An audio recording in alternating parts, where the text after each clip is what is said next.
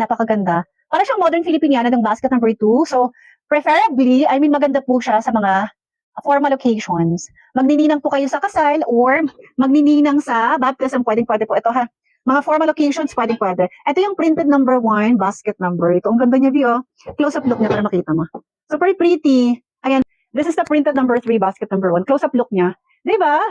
Ang pretty nilang dalawa, black at saka ito. Then, combi 2, basket number 1. Close-up look niya para siyang customized dress. Kakaiba yung kulay nito.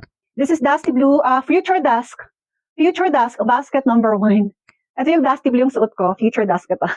Ang gulo. Ang gulo-gulo mag-flex. Anong meron for today's video?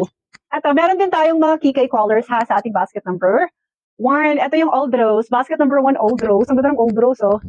O, meron din tayong pink color, basket number 1. Pink color, basket number 1 po yan, ha?